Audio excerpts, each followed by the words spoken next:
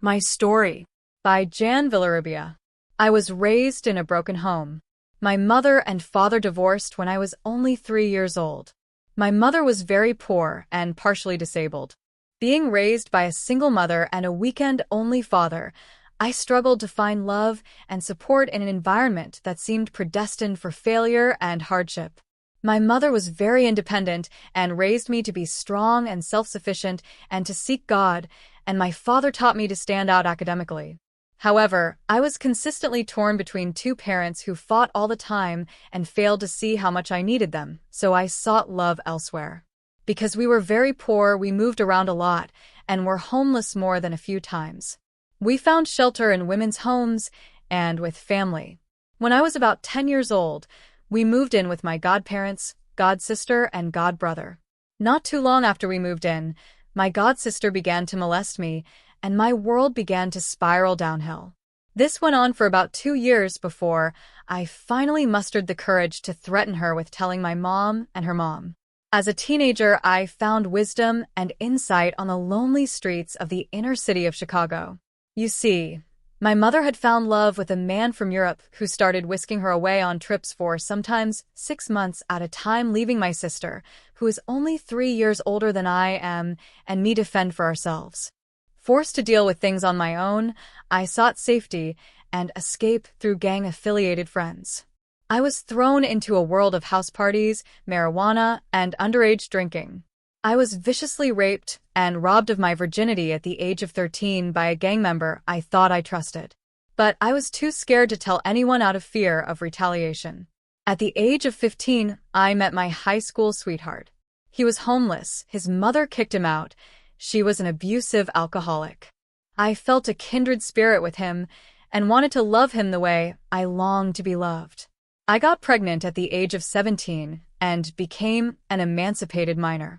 We lived in a rat-infested basement I rented with him for $200 a month. He was very immature and irresponsible and wouldn't keep a job. I had to move back in with my mother, but she wouldn't allow us to stay with her unless we got married. Begrudgingly, I married him because I did not want to be homeless. I knew my marriage was doomed before I said I do. A year of marriage and another child later, I was desperate. I began escorting and doing dominatrix work while my husband ushered me around John to John like a glorified pimp. I struggled to go back to school and work legitimately, but it was never enough. Time marched on, we had another child and stayed together another 8 years before I finally divorced him for constantly cheating on me and even marrying someone else while we were still married. I found myself on the brink of homelessness again. With no support from my ex-husband, I took measures into my own hands. My journey into the porn industry was driven by my desperate need to feed my 3 children. I was a destitute single mother who would have done anything for my children. I was an actress in the porn industry for about a year and a half, from 2006 to 2007. During that time, I suffered tremendously at the hands of porn producers. I was coerced and forced to do scenes that I never agreed to. I was given drugs and alcohol before being filmed, and then the porn producers would also record me saying that I was not under the influence of any drugs or alcohol prior to filming. I was forced into doing privates, which is just prostitution. The porn producers would send me to their friends or a location of their choosing, so I could sleep with them under the guise of it being a film. I gladly accepted the drugs and alcohol. I didn't want to feel the pain of penetration from an oversized man or from being told to hold poses for still camera shots while being penetrated and choked. Every scene was at least 2 hours or more because of the need to do freeze frame pics and get good angles and lighting. I was degraded on camera and had to like it or else no pay. I was called horrible and degrading names, and because I was in the BBW, big, beautiful women niche, my weight was consistently used as a form of exploitation and insult. I was told not to lose weight or that I would never make it in the industry. I later performed a brutal gangbang for a porn movie. The porn producers lied to me and told me that it was only going to be about 10 to 15 men and that I was not going to have sex with all of them. They offered me more than I had ever made in any other film, and I believed that this could be my ticket out. I tried my best to prepare mentally and physically for this shoot. I was so sick to my stomach at the thought of it, I couldn't eat much leading up to the day of shooting. When the day came, The producer came to my dressing room and offered me drugs and alcohol. After taking some, he told me that I was going to have to sleep with 25 guys and do some anal. I vomited. He told me I had to, or else they would find someone else. During the scene, I briefly blacked out, but they kept filming. After the film was done, the men who filmed with me started coming up to me asking me for my autograph.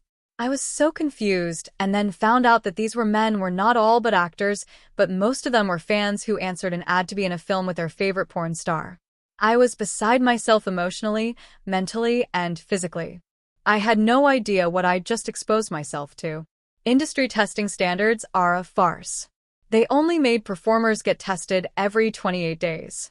During that time, most performers are doing at least 2 films a day, 3 times a week, and that's not including their own personal websites or other streaming platforms and their private sex lives. They are constantly being exposed to chlamydia, gonorrhea, herpes, and at risk for HIV and AIDS, but the industry makes you believe that their testing protocols are the end-all to protecting you. Porn preys on the desperate and destitute. I was coerced into doing unspeakable things that I never agreed to, but if I didn't, my children would not have been fed, clothed, and sheltered. I almost took my own life, but cried out to God instead, and in His great mercy God heard me and sent me someone to help redirect my life and be a mentor to help mold me into the activist I have become. For almost 15 years since leaving porn, I have fought to shine the light of truth behind the killer porn industry. I have traveled abroad and been on radio and television shows, and in magazines. In 2012, I aided in getting Measure B, also known as the condom law, passed in LA County. I have boldly spoken out about Christ's love and salvation and the harms of pornography inside of porn conventions, and I voluntarily consult with other organizations to help publish books and articles. I was raised in church, but I let life circumstances get the best of me. I have worked relentlessly to not only turn my life around and become a licensed marriage and family therapist in turn, ordained chaplain, and activist since leaving the adult industry, but I regularly advocate for youth, especially adolescent girls and young women. I want people to understand that people are dying in the porn industry. Actresses like Olivia Lua, 23, Shyla Stiles, 35, Olivia Nova, 20, Yuri Love, 31, and August Ames, 23. All died within just weeks of each other. They had mental health issues. Performers are negatively affected by the sex work stigma complicated by any pre-existing mental health issues. Porn actor Bill Bailey died attending a sex festival in Mexico City with his girlfriend. He plunged to his death during the event. It's not just within the States either. Just 7 days ago, a missing Japanese porn star was found dead, naked, and tied to a tree in a remote forest.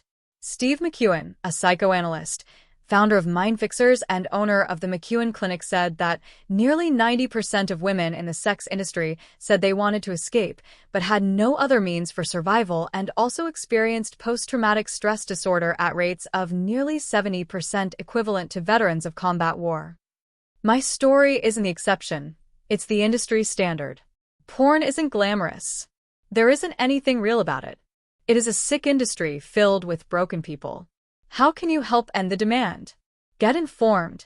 If you're a father, your love, instruction, and attention are desperately needed to help prevent young girls from a life of sex work. Statistics show that when fathers are present and actively engaged in raising their kids, their children on average